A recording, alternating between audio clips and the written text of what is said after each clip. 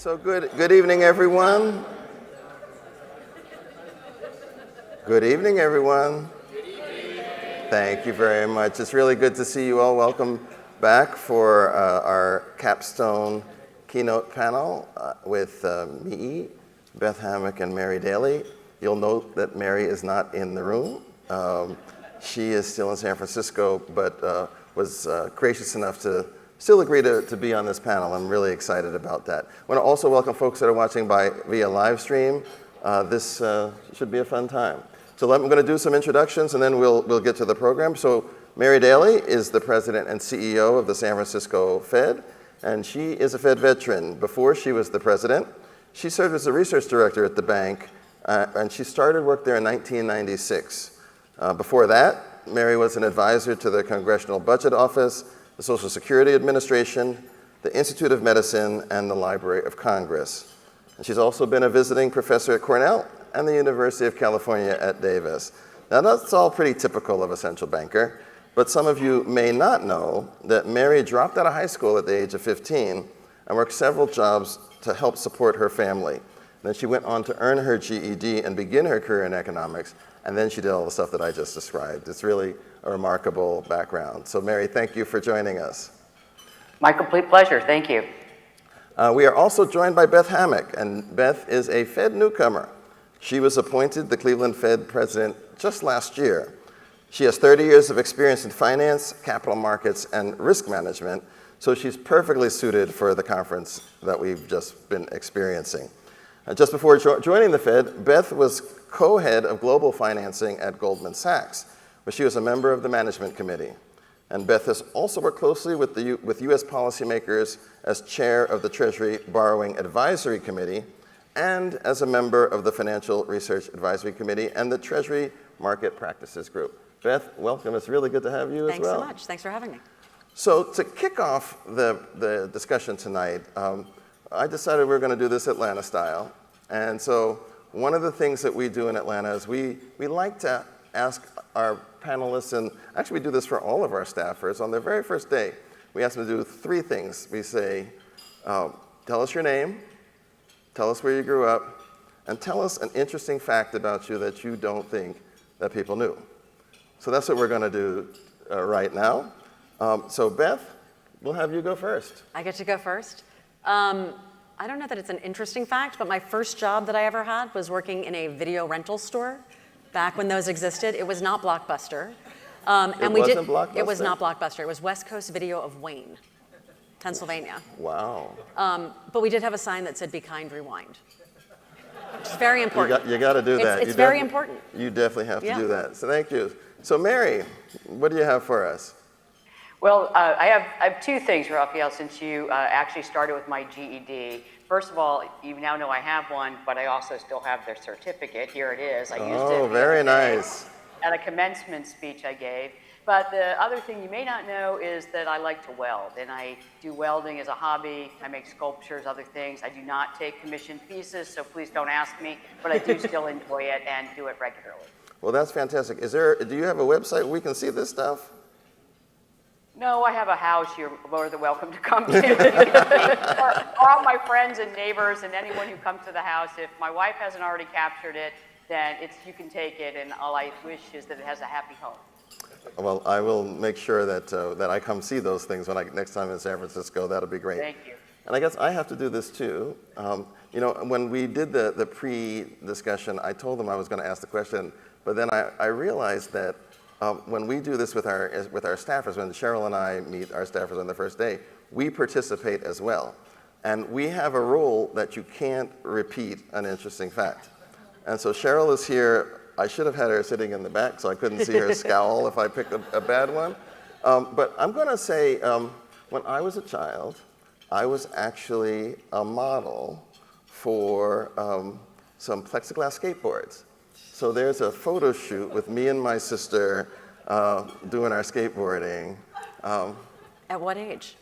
I was like 11. Oh my gosh. So I was really young, and those were the days where you had the big afros thing and I wish we could flash that up on the screen. I'd love to see that.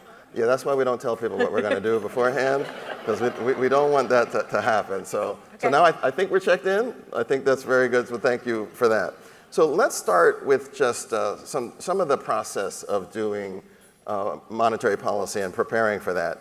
So I know you both gather anecdotal information from business contacts. We do a lot of that at the Atlanta Fed, and we found it to be incredibly valuable. But we all do it a kind of a different way, and I'd love to just start with hearing from you about the value you see in gathering economic intelligence from the people who are actually out there making decisions and making the economy go. And a particular viewpoint is, so how do you think about that information in today's economic environment where there's so much that's ambiguous? And why don't we start with you, Mary?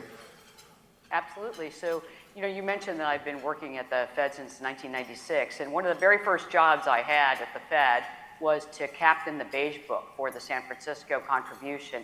And the Beige Book is just an element of all this anecdotal information that we collect. And from an early time, we started collating it in a way. We didn't have machine learning and textual analysis, but we certainly had RAs and research assistants to comb through it and get out the key themes that were there. And then we also put that with all the outreach we did, whether it's with our boards and councils that are formal or with CEO roundtables or simply going out into the communities and sourcing information at gatherings. The president would give a speech, and then I would go and talk to all the people at the dinner or the lunch and ask questions and bring that back as economic intelligence. And the way we've always used it, and I think today is just an example of that, is you can't look only backwards and figure out where to go with policy. You have to look forward. And one of the things that our contacts tell us is not just what they did yesterday or even what they're doing today, but what their plans are going forward, and whether uncertainty like we have today is making them a little more cautious, but they're not stalled out, or whether they're stalled out and they're not moving. And I think that's the pieces of information that make it so critical. And I was calculating this, Raphael, you may appreciate this. You and Beth together, the three of us in our districts, make up about 40% of the population in the United States. Mm-hmm. So you can see that we cover a big geographic territory just by going out and asking these questions.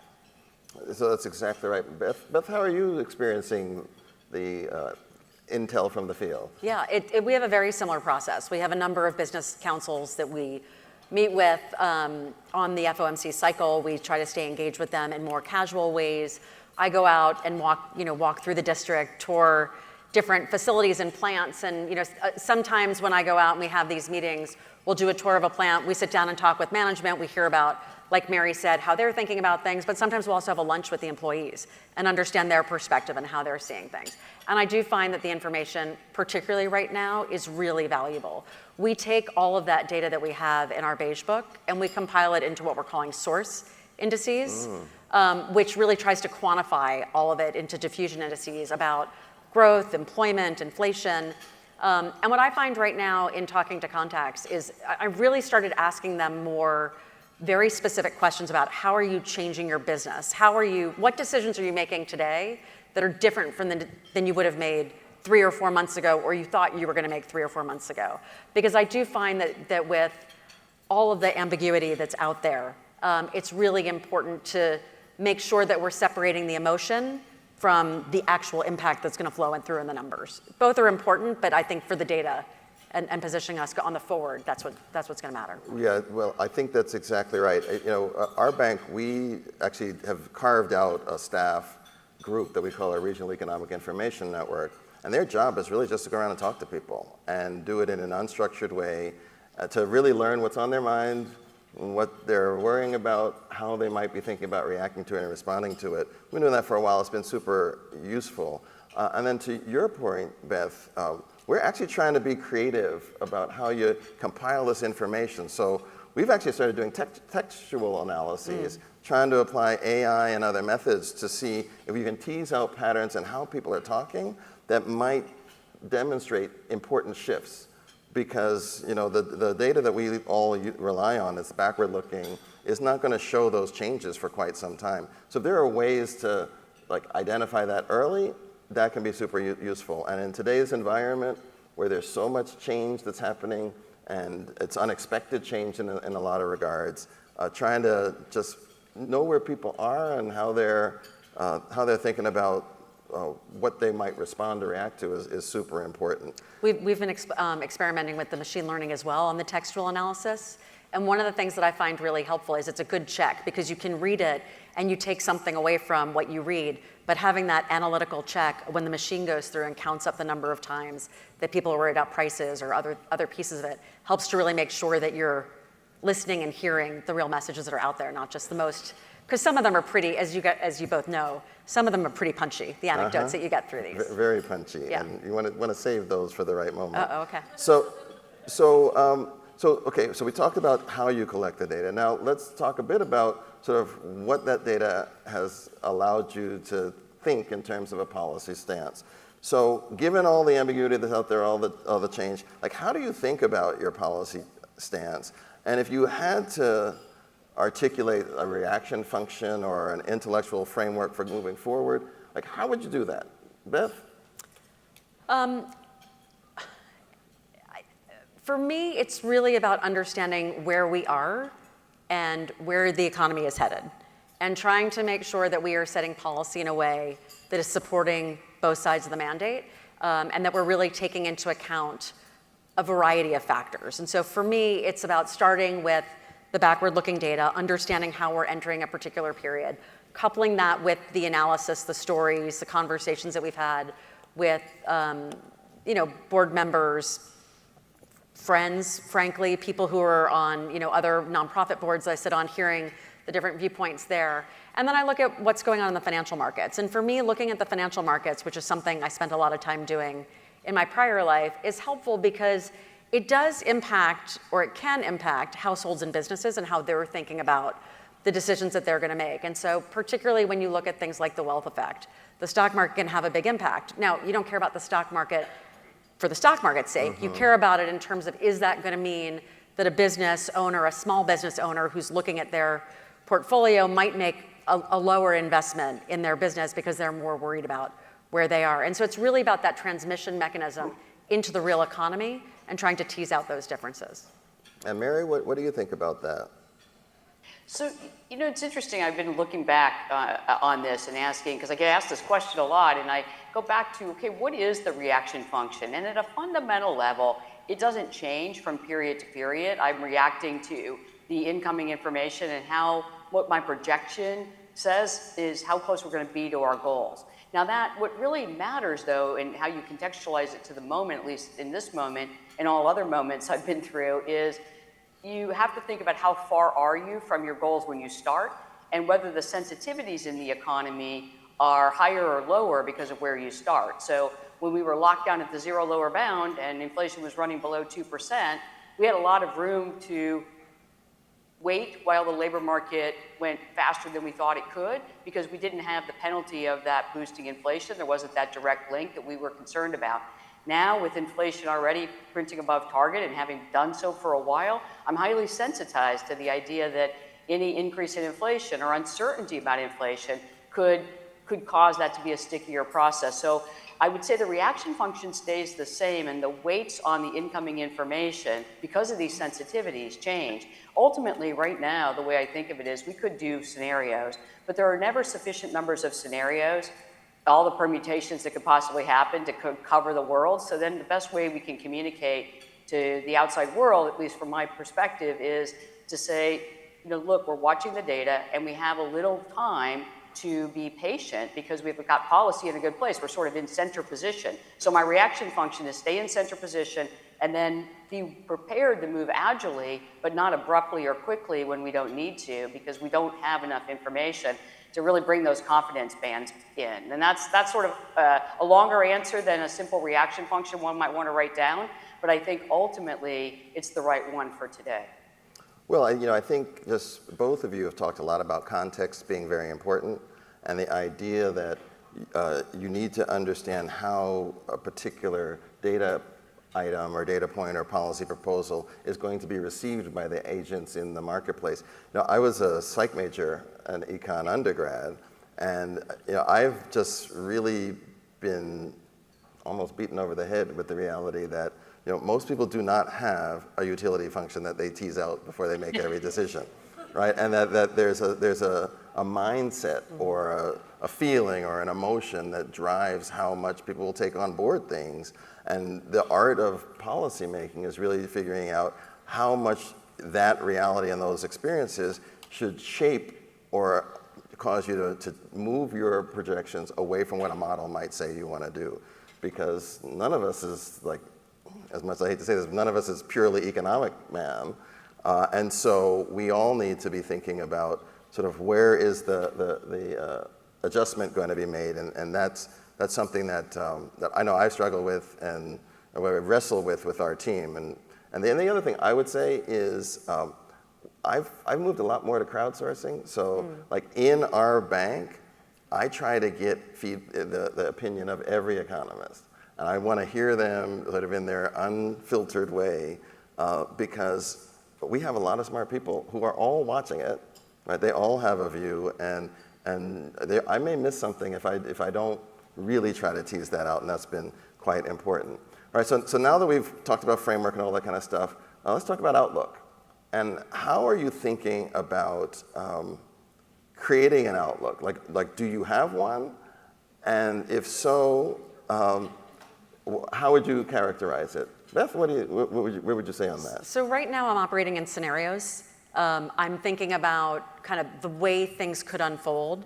And I think as we get closer to the June meeting, I'll have to start putting stronger probabilities on each one of those scenarios so I can come up with an SEP and a modal outlook of where I think things are headed. But it's great that I don't have to do that today because I think there's still a lot of information and a lot of things that we will learn over the coming months before we get there. But for me, it's really about thinking about the significant amount of change that we've seen over the recent past, the strength that we have in the underlying data. We came into this period in a really good position, but the soft data that we've seen, the sentiment data, has been concerning in terms of where it's showing up. Now, that doesn't always necessarily translate into the hard data, which is why I'm trying to think about 3 different scenarios. So for me, the 3 scenarios that I'm most focused on are, one, if the tariffs that have been put in place are going to be a one-time price level move, if they're going to be reasonably static from here, and because they're at the levels they are, that could weigh more on growth and have implications for the labor market, then it's pretty clear as we start seeing that flow through in the data what we need to do. On the other hand, if it's more inflationary, it's more persistent because you've had this on-off and businesses are starting to layer it into their prices slowly because they say, well, I need to add 5% to my prices today. It might ultimately be 5, 10, 20, 30%, but I want to start with something today so I graduate. That could be more persistently inflationary. And one of the things that we've been hearing from our contacts is that they've worked so hard to build up their labor force over the past several years, they're very loath to let them go. And so they're going to hold on to them for a really long time. So if that's the case, then it could be that we need to stay at elevated rates for a longer period or think about further adjustments there. But if we're in this position where we're challenged on both the inflation side and the unemployment side, then that's going to be the really difficult place of figuring out by how much are we missing on each side of the mandate and what's the persistence of those misses. How long do we think each one is going to obtain to decide in what direction we need to shift policy? Thank you. And Mary? So, I'm sorry, pardon me. So when I think about the outlook, I think like both of you and all policymakers, I'm constantly thinking about the outlook and how it's evolving as I talk to people, but it doesn't make me data point dependent because we don't have to really write down a number like forecasters, private sector forecasters do until we get to a point where we're doing the SEP. But we do have to have an outlook for the economy that we can update. And so for me, I've started with the thing that happens on every administration. I've worked at the Fed since 1996, been through a lot of changes in administration. Every administration comes with legislative policies. And those policies can often have supporting or offsetting effects. So the current administration came in with 4 major platforms. It's trade policy, immigration policy, tax policy, fiscal, and then deregulation. And so that tells me that we can have a net-net effect that we don't yet know. Trade policy was first a lot in the news because of the tariff announcements and the ongoing negotiations. Then the fiscal situation has become more visible and more important in terms of the conversation. We have some immigration policy, but so far not the big effects that many anticipated. And then finally, we have deregulation. So I think the outlook is fairly uncertain, and it's why being data dependent, sourcing our data through contacts, but also through the incoming information that's a leading indicator is so important. So, I said, like all of us, I think we can put scenarios together, but the real issue for me is to keep my mind open that we don't actually know what the outcome will be. We don't know what the tariffs will end up being. We don't know then if once the tariffs have come, so that's the scope magnitude, what the timing will be. We then don't know how firms will respond. Will they negotiate with their firms in other countries to try to split the cost difference? Will they then pass parts of it along the production chain, or will they pass it all along to consumers? None of that we know. We don't know if consumers are so exhausted at this point from persistent inflation that they can't pay it, and so it's a volume loss. I think those are the kinds of things we have to think about, and the information Beth said she's sourcing, and Raphael, you mentioned you're sourcing, we're sourcing, is critical. What are employers doing? Are they stalling out their investment plans? Are they changing their hiring plans? Are they keeping their employees or not? Passing through prices or not? That's going to be critical. So right now, I have an open mind with the ability, the willingness to move as the incoming information comes in.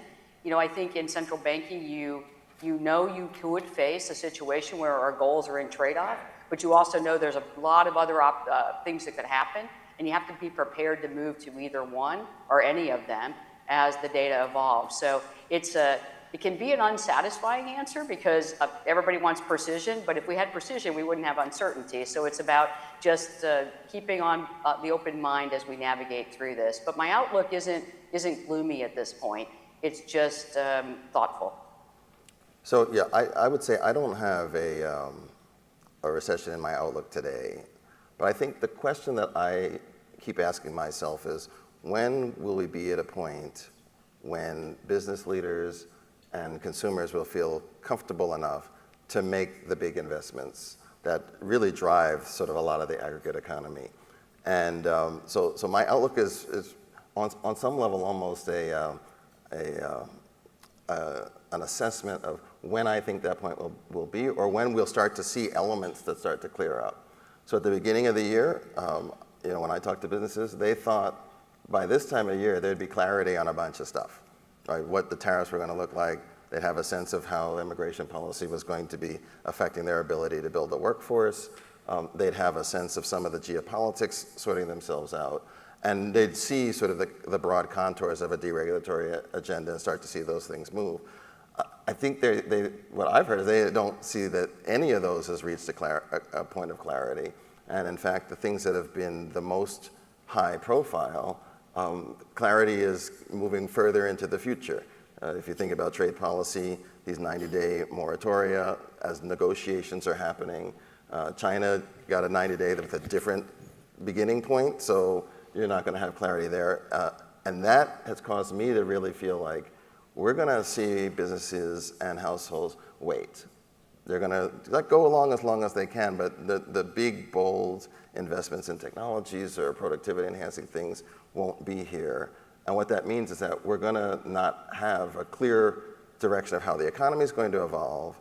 And without that, I think it's difficult to know how our policies should evolve. And so are either of you trying to handicap sort of the when we will get there, or how are you thinking about the clouds of uncertainty that are out there? Mary? So Raphael, I'm happy to offer something here. So I've been, as we all do, touring my district in terms of talking with people. So I was in Fairbanks, Alaska, and then was in Salt Lake City, and I just got back from Boise, Idaho last week, and I've been crane counting. And it's not a hobby, it's just counting cranes to see where the activity is. And it's not only the cranes that were there prior to the tariff announcements or the administration change, it's cranes that are going up and spades that are turning earth over, and you're seeing new projects. And so I asked, what's going on? There's so much uncertainty. Why do you feel comfortable? And someone described it this way: there's business that's ordinary, and it just keeps going. It continues to go. I'm in a 3 to 5 year project plan, or I'm in a 2 to 3 year window of building this new building. So I'm going to continue to do that because the city's poised for growth, people are coming. This was in Boise, Idaho. There's a good reason for us to invest in our future. And then there's projects that are on the more risk-taking, or in order for those to pencil out, growth has to be X, and the economy has to be ready today or in the next 6 months. And that was a really important lesson for me, is that the reason I think we're seeing some ongoing strength or solidness in the economy is because there is regular work to be done that pencils through any of these changes. And you don't have to wait for clarity in order to keep moving. And then there's work that can only be done if we get that clarity. So it started helping me realize I don't have to put a number on when the clarity emerges in order for me to count the activities. And then I think one of the things I'm trying to do is unpack that. How much of activity that we're depending on for the economy to grow at a reasonable pace and the labor market to stay healthy, how much of that is already happening? Or are we waiting for that clarity? Because the clarity that I'm not hearing much on the clarity side from my contacts, but I'm not hearing much on the stopping side either. So I would say two things on this. So one, we are also hearing that if a project is started, if the plan is in place, they got to keep doing it. Like that's almost like sunk costs to just keep moving. But they will at some point work their way through and be done. And so the question is sort of, what does that next thing look like? And that's the question I worry about, because Beth, you said this earlier. Coming into the year, the bones of the economy were sound, right? Like the fundamentals were solid. So working through these plans and projects is a continuation of that. I think that's one of the reasons why we've seen in the data some residual strength. But at some point, you need that next thing to start to move forward, and I think that's something that I've definitely been focused on. So Beth, I'll say, and just for folks in the audience here, we are going to take questions. So I'm checking our board, and we don't have any yet. But if you do have a question, please do use the CNET app that you have for the program, and I just want to make sure we get you thinking on those things. So Beth, you said earlier that one of the scenarios that you have is one where we have the two sides of the dual mandate intention. Can you take us through the way you're thinking about what a thought process should look like if we're in that? And I know you said something in the speech like you'd rather be slow and move in the right direction than move quickly but then find out you've moved in the wrong direction. Like walk us through your process there. Yeah, I mean, for me, again, it's about understanding where we are, how things are moving, and I think Mary's exactly right in terms of there is some business that just needs to keep on happening, right? And at some point, even though there is this great fog and there's all these clouds out there, businesses will have to make decisions and they'll have to move forward. They're going to have to make choices. And so we'll see that start playing through in the data. I don't know exactly when, to your question. My guess is it's going to take a bit more time. And so I think we are well positioned to be patient. And because I'm not really sure which way is going to be more impactful, I don't know which is going to be the bigger mess on the employment side or on the inflation side, I do want to wait. I am a person of action. I think you know that about me. I'm always inclined to do the thing. But right now, I think the best action we can take is to sit on our hands and really carefully go through the data, engage with our communities, hear what they're thinking about, hear about the choices that they're making, and see how that all comes together in the aggregate data so that when we do have evidence of where we are, then we can make the right choices. And Mary, so how would you think about sort of the tension that could arise? I have to say I've gotten a lot of questions on this, and I've been thankful that over the last 6 or 7 years, they've not been in tension by and large. This is one where I do think that we're seeing more people fear that is the outcome we're going to get. How would you talk about approaching that? Well, when our goals are in conflict, I mean, it's the worst position for central bankers, but I'm always also recognizing it's the worst position for the American people. So it's the people we serve are actually struggling if we get in a position where inflation is printing above target and persistently so, and we have a weakening or softening of the labor market that is, moving us below full employment. So that's a hard position to be in, and we're always prepared to manage in that situation by balancing the risks. So you have to take in the information. Where do you think that we're missing the most on our target? How do we bring both of our targets closer to their goals without getting too far afield from one or the other. And we can make those decisions as we go. I will say that this is one of the reasons that independence of the central bank is so important, because we have to make those decisions independent of considerations other than we have two goals, Congress gave them to us, and we have to balance them. Right now, I don't see us in that position, though, as you've said. And I just want to reiterate, we could be in that position, absolutely. But we could be in the other scenarios that Beth marched through, or any of the other ones that anyone in the audience can think of. There are many situations that don't look like trade-offs, that do follow what economists love to call the divine coincidence, where you use one tool and you accomplish both of your goals. But we could be in that awkward situation where that's not the case. And ultimately, then we just have to do the job we've been given as gently as we can to make sure we get to both of our goals ultimately. I mean, people care a lot about inflation at this point, and they have been suffering from it for quite a while. They sure do. And can I just have one more thing? Yes. I would say the other thing that gives me comfort is that we have seen inflation expectations stay reasonably well anchored, and that gives us the ability. I think that shows that the public has confidence in us and knows that we're focused on these dual mandate goals and know that we are going to do our best to deliver for them, as we should. If we start to see that become unanchored, that would be more concerning, and that might be a signal that we need to do something more urgently. But right now, I do think we have a lot of time. Well, the expectations is critical, and I talk about that pretty much every time I go out. All right, so we're at a financial markets conference, so let's talk a bit about some financial markets issues. So I'll start with you, Beth. You have a great background coming from Goldman. There are numerous proposals floating around that would reshape the Treasury market, and central clearing has been a very prominent one of those.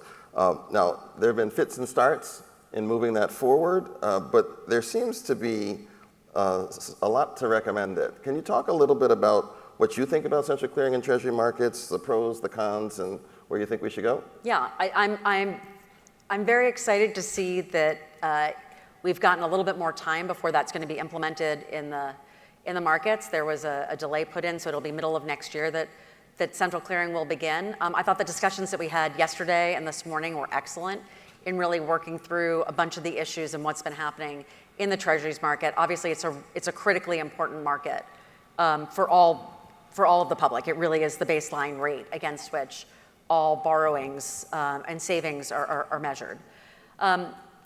For me, when I think about the move to central clearing, I think some of the pros and cons are, on the pro side, I think you see the most benefits in the repo market, because the repo market is one that's a credit-sensitive market. In the cash market, those tend to be much quicker settling trades, and so you have a very short period of time where you have that exposure where the trade hasn't been completed. And so I'm a little bit less convinced of what the benefits are in the cash market, but it may be that cash clearing is a necessary requirement to move towards the repo clearing, in which case I think it makes a lot of sense and I think it will help us. There was great conversation, I thought, today about the ceiling tools that we have, including the discount window and the standing repo facility, and making sure that those are as effective as possible as we're operating in this ample reserves regime. And for that, I would think that as the market moves towards clearing, that might be something we should look at for our tools as well. All right, so my iPad froze. So there are actually a lot of questions here that I didn't see until 2 seconds ago. So let's just jump right into questions. This is my technology thing, it's the curse. If you've seen me often enough, you know this happens all the time. All right, so I'll start at the top. And this is a question about scenarios, a couple of scenarios. And in fact, a proposal last week from former Chair Ben Bernanke to have the FOMC publish an in-depth economic review 4 times a year, which would include potential monetary policy reactions under multiple scenarios. Mary, what do you make of that proposal? You know, without speaking of former Chair Bernanke's proposal specifically, but I'll just speak in terms of communicating scenarios. It's interesting, you know, I worked on an advisory board for the Social Security Administration, and we took this on to think about, could we publish scenarios instead of just the most likely case for the Social Security fund? Could we publish scenarios? And so then we brought in, you know, groups of people to look through the scenarios, the public. They were highly confused by the scenarios because we weren't as clear about the probability weightings on the scenarios as they wanted us to be. So I think one thing we would have to think deeply about is when you put out scenarios, then people look for the next piece, which is probability weightings on how likely you think they are.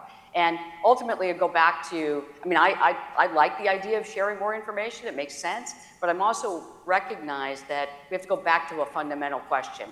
What are we trying to accomplish? Do scenarios help if we have an equal weight on how they could evolve? Or if we pick a modal one and then the tails evolve, does that make people feel confused? I really think we have to go back to what are we trying to accomplish. I think of transparency as a complete, open thought process of everything we're thinking as not as helpful as a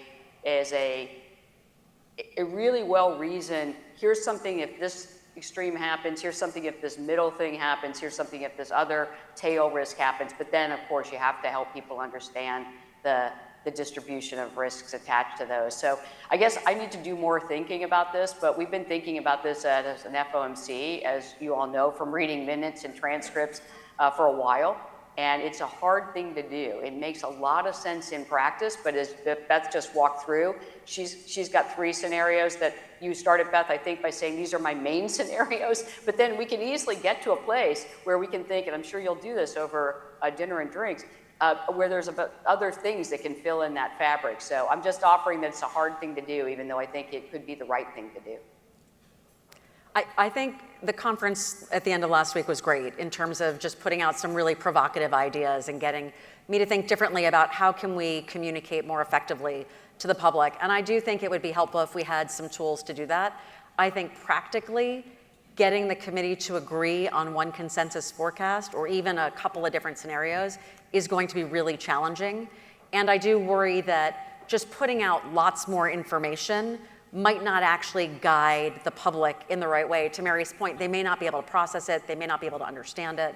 And so it may actually leave them more confused than where we are. But I'm always open to ideas about how we can be more transparent in our process, because I think that's really important.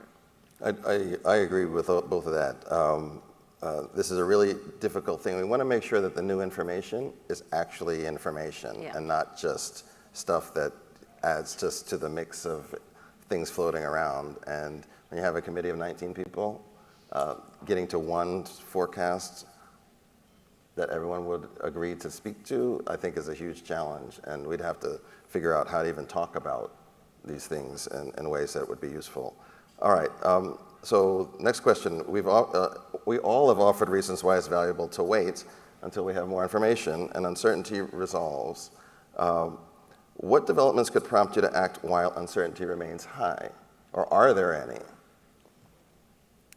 I think for me, there are moments when it's great to be preemptive and to be forward-looking in policy action. And I think 2020 was a moment for that, where it was very clear that you were shutting down the economy in large part, and that you were going to have major unemployment and major challenges from there. That to me is a great moment when you can really be focused and take decisive action.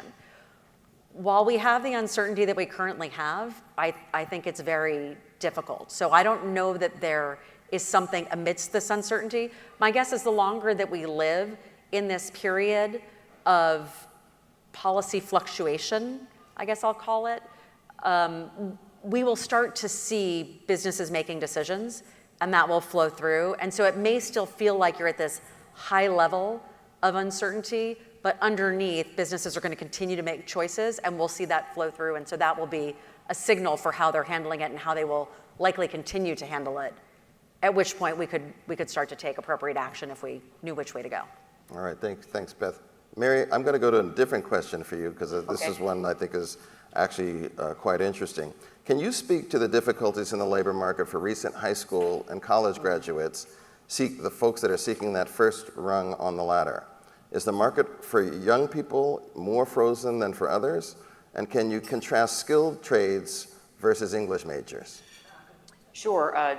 So one of the things that, so I just was in Boise, Idaho, giving a commencement speech at the College of Western Idaho, which is a technical college that also has business granting programs, associate's degrees. One thing I learned while I was there is most of their students, the vast majority, have jobs coming out of their degree programs or their certificate programs. The issue is that they get jobs that might be, a little bit below the first rung they thought they would grab, because the economy is slowing, the opportunities are changing, and firms are being more picky. And so the main message is they have to keep going, right? The career ladder might start a little lower than you thought, but yet you have to get on it and then keep moving yourself forward. I did hear, as I've heard across the 12th district, which is, the 9 western states, in case you're not a Fed watcher of the map, but and they're just a very diverse set of states. That's why I bring it up. That technical schools the students who are getting technical trade skills are doing better right out of the gate than the students who might have, a general business degree, et cetera, where those employers are being a little more picky as they move forward about when they invest in a workforce, an expansion of their workforce. So that was, I still think it's a solid labor market, but when students compare it to a labor market from 3 years ago or 4 years ago, when the labor market was clearly very frothy, I think they're feeling a little bit nervous and even disappointed, but there are jobs out there to be had. They're just not coming in the flow that they once were, and people have to be a little more patient in getting that, and then a little more patient in getting that build up on the early career. That's what I've been hearing, and I'm seeing it in the data as well. Yeah, I mean, I would agree with that. What we hear in the 4th district, which is all of Ohio, Western Pennsylvania, Eastern Kentucky, and the Northern Panhandle of West Virginia, what we're hearing is that business services has been challenged. So graduates with English and other liberal arts type degrees are having a tougher time, because you find that business professional services has been slowing because they've seen their business slow. That's one place where things have been cut back. But in the more technical areas, people that are coming out from often community college, certificate programs, even vocational high school degrees are doing really well. And we've spent some time, I was out in Lorain County, where that community college, LCCC, has an amazing program where they have clean rooms and they're teaching kids how to actually operate in clean rooms, how to work on this really skilled technology. And when they leave automatically into jobs, but not just, as Mary says, that first rung job, but there's a plan for how they're going to complete their associate's degree, a bachelor's degree, and all the job progression that comes with it. So we're trying to work within the region to find those types of opportunities, those types of programs, and try to amplify them. And I actually spoke at Augusta Technical College graduation last year, not this year, and to just see the diversity of degrees that they have, and all of them going to jobs that have career ladders, it was actually quite inspiring. So there is a future out there. I think last night we were talking about AI and its ability to potentially disrupt different parts of the workforce and job categories.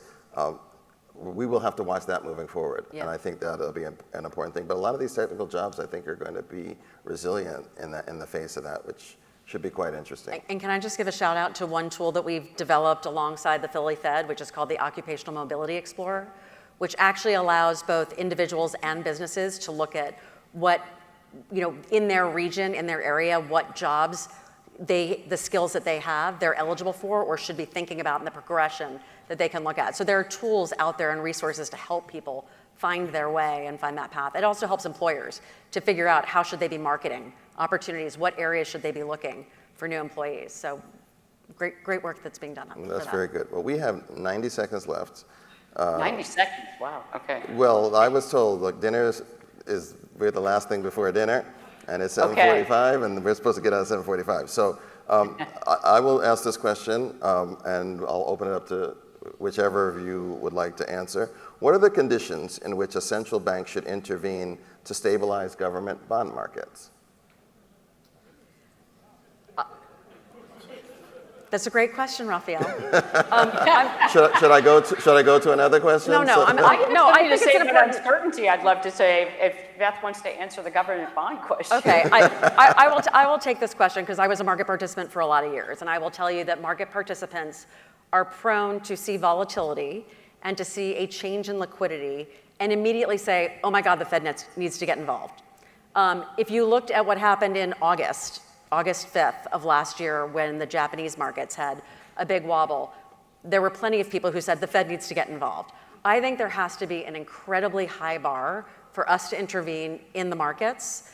It needs to be a level of dysfunction where participants are unable to conduct business, banks are unable to lend credit, because again, our role is not to focus on the financial markets, it's to focus on the real economy. And so when we need to help support the financial markets is when there can be meaningful transmission into that real economy. And to me, that's where that bar is. Well, you answered, and countdown 2, 1, 0. Right, so we are done. Please join me in thanking my colleagues for a great discussion. And you. And now I will call up our Research Director, Paula Tkach, for some closing remarks. Well, thank you all. That was a lot of fun. And I didn't hear uncertainty too many times during that presentation, so that was also fun. So I'd like to just briefly close out the conference in a spirit of appreciation and gratitude. For me, the last 2 days have been full of really insightful discussions, thought-provoking presentations, and meaningful connections, and I really hope that all of you have experienced the same thing. And I think we all know that was not be possible without the collective effort and enthusiasm and engagement by a lot of different groups of people. So first, I would like, on behalf of the Federal Reserve Bank of Atlanta, to express our appreciation to all of the speakers for bringing their expertise, their engagement up to the discussions on the panels, to educating all of us. I think we have an awful lot to take home with us, including our esteemed panel of presidents here, which gave us a lot to think about as we begin to prep them for the next FOMC meeting. So if you would, join me in a round of applause for all our speakers.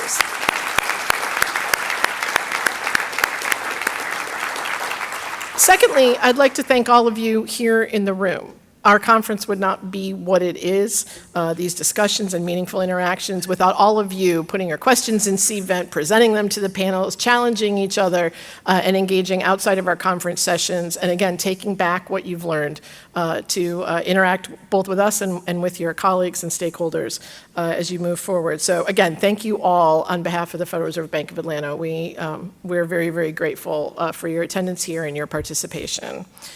Also, I would like to make sure that we recognize all the folks at the Federal Reserve Bank of Atlanta that made this possible behind the scenes. So first I'm going to start with the planning committee. These are folks from our research department, economists who put together this wonderful program and sought out each of you expert speakers and panelists and responded to all kinds of inquiries to curate what was really a wonderful program. So I'm going to shout out some names here, and if you are so inclined, please stand up to be recognized. Mark Jensen, Camelia Manu, Chris Girardi, Nikolai Gospodinov, Brian Robertson, and Larry Wall. Well done.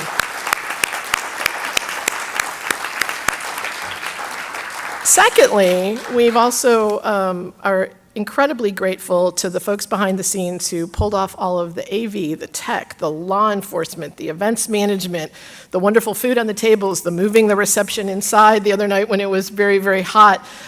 They've done amazing work not only on site, but quite honestly for the last year, and they will continue to do so, already prepping for next year starting tomorrow. So I would like to thank all of our staff from the Jacksonville branch and the Federal Reserve Bank of Atlanta for their help.